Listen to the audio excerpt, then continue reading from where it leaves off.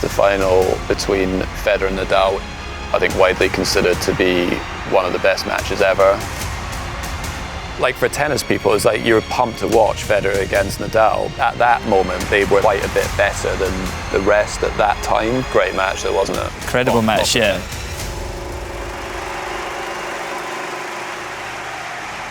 Rafa was 19 years old at this stage and had won 52 matches in a row coming into this. I actually played this tournament. This is like my first full year on tour, and if I'd won my first match, I would have played Rafa in the second round. I lost. Who did you lose to? To Filippo Volandri. Oh, yeah. And I also, in the third round, I went and sat in Tim Hemmon's box and watched him playing Rafa in the third round, and went back to the hotel in the car with Tim, and I remember talking to him about Rafa, and he sort of was like, yeah, it's hard to describe. Like I sort of felt like I was in a lot of the rallies and stuff, or like in a lot of the points, but just, couldn't win any of them. Couldn't win any of them. What was it like kind of being a part of that, fighting against those guys, but also watching them as their rivalry grew over the years? You were Team Rafa or Team Roger when you were watching them play? That's a good question. I'm going to say at the beginning, I grew up with Rafa. Yeah. Like we played junior tennis and stuff together, and so I always supported him. I always wanted him to win, and I, considered him like a friend. When Roger was coming towards the end of his career, when Rafa probably had a few more years left, I found myself probably more leaning towards Roger, I think.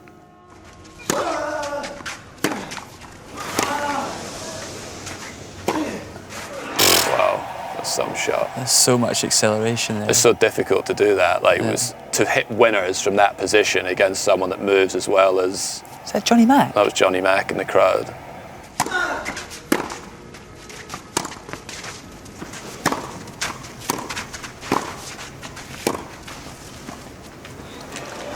Oh.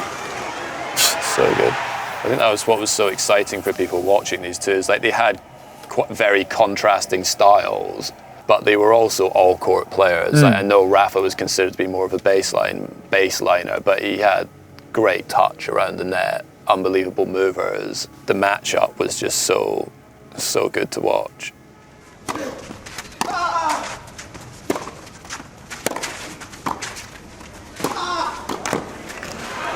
Wow, that's some volley. He went with the bandana whole career, didn't he? Which is impressive, right? Never deviated from that look. Rafa as well? Did Rafa go to the hat at all at the end? Rafa was hat in practice. Yeah.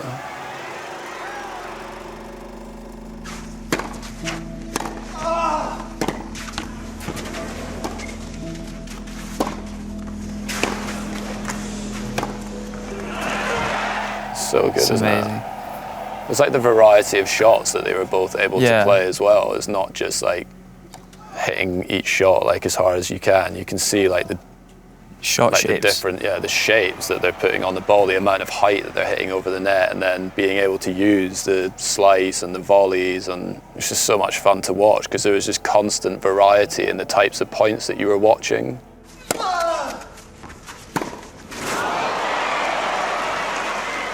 You think Federer had to figure out Rafa more than vice versa? Well, yeah, I mean, I think just because of it's just that, like, from a matchup perspective, like the way that Rafa hit his forehand into the single-handed backhand is just, it's just really hard. Yeah.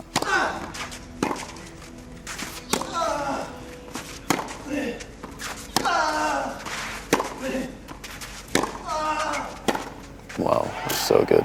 That shot there that he hits, no one has hit that shot better. Yeah. The forehand approach shot off the right leg is such a good shot. You like the long short look. What were they called? Like pirates? Yeah. I Not mean, for me, really. No, I don't. I think Rafa's kit was way better as he got older. The sleeveless is a good look for him. And me, yeah. But the pirate pants, I'm not feeling that. Yeah.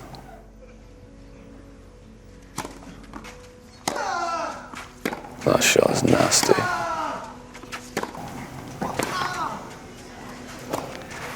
He was also, Rafa was probably the first guy who could really slide into his backhand corner, right? Which I think also helped him massively with defence, right? Like not many people were doing that. What That he makes just a did huge there. difference. Yeah. And then Novak started doing it on hard courts. Yeah.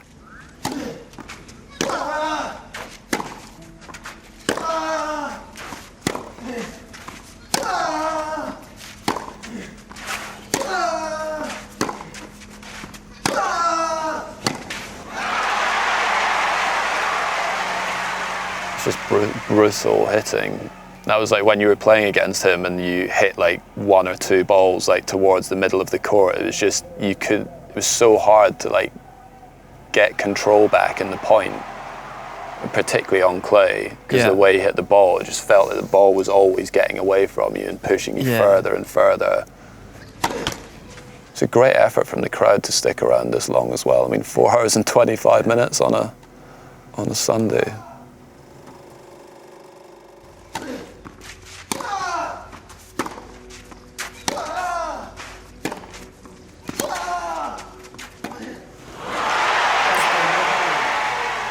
I think he's disappointed with that one, huh?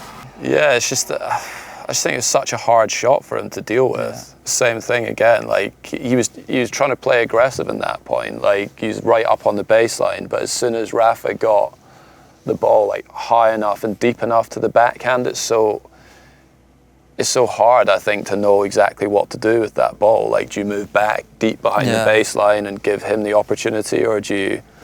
I think he was just caught in two minds, like what to do with it.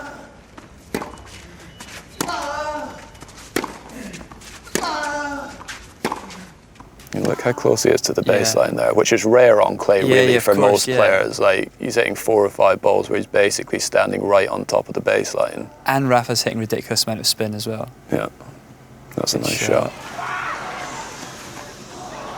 I was going wide, maybe? Yeah, it looked like it. Wow. I mean, obviously that's a crazy point, but it's also, I mean, the fact that it's after, what we at, 4 hours, 40 minutes now? Yeah. Yeah, these guys are proper athletes. I mean, Rafa was only 19 at the time as well. Like I said, I was at that tournament. There was like 1 year difference between us in age, but like tennis-wise, I could play with him, you know, at a reasonable, you know, a good level. I didn't feel like I was getting completely smashed, but like physically, like at 19, just to be that physically strong, but I think also like his mental maturity as well. Say, like I was, well, even still immature today, but when I was that age, like 19, 20, like the way that he was able to focus and concentrate, and his mental maturity, I think was so impressive.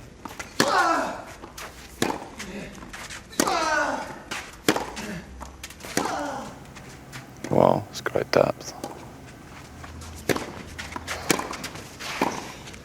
Don't like that volley. No. Yeah, you can sort of see like that's a, let's say it's a mistake. Like any time you're volleying into a guy's forehand, like it's so hard to defend the net. And Rafa, I mean, you would have played against him in doubles. Like when he's lining up a forehand, it's brutal. You cannot see which way he's going to go, so you can't anticipate it.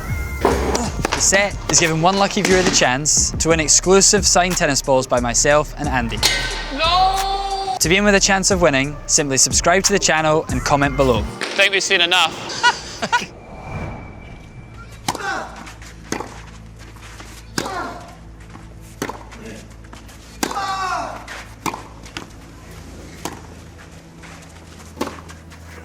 Wow, that's some shot. That's so good. Gave him a little look there as well, didn't he? He liked that one.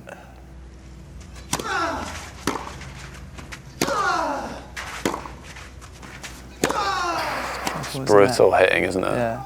It's so hard to get out of this situation against him. Once you're in it, you just, like, to get the ball to his backhand. Yeah, it's so hard. I mean, how many forehands in a row has he hit there? Again.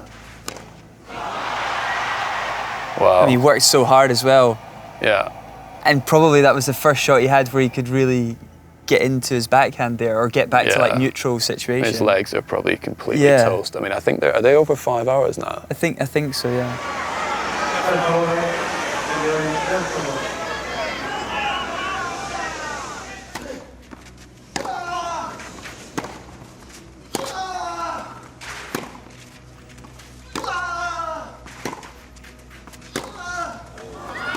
Oh my god. Oh my god. That was some finish. What a match. I mean, it looked like he was down the whole set there until 6-5 in the tiebreak. He did that so many times over his career. He's just such an unbelievable competitor. Great match, though, wasn't it? Incredible match, Proper yeah. tennis match there.